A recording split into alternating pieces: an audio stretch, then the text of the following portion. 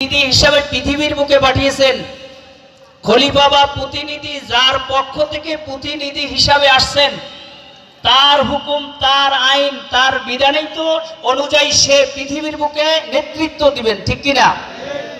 যতক্ষণ পর্যন্ত আমরা আল্লাহর হুকুম জনাবে রাসূলুল্লাহ সাল্লাল্লাহু আলাইহি ওয়াসাল্লামের হুকুম অনুযায়ী জীবন পরিচালনা করব, তাতে নামাজ হোক, রোজা হোক, হজ হোক, যাকাত হোক। আসলে পৃথিবীর বুকে মানুষ যদি নামাজ না পড়ে আল্লাহর কোনো ক্ষতি হয়?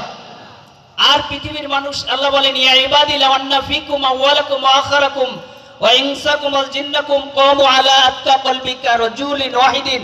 হে পৃথিবীর মানুষ, হে জিন এবং মানব জাতি, শোনো, তামাম পৃথিবীর সমস্ত মানুষ একত্রিত হয়েও যদি তোমরা আমি আল্লাহকে আল্লাহ আল্লাহ বলিয়া ডাকো, কিয়ামত পর্যন্ত সিজদায় বলিয়া থাকো, আমার খোদাইত্ব মোটেও বাড়বে না।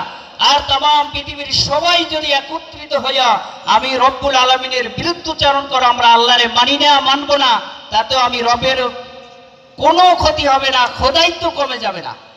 অতএব রব্বুল আলামিনের হুকুম অনুযায়ী জীবন পরিচালনা করতে হবে, ঠিক কিনা?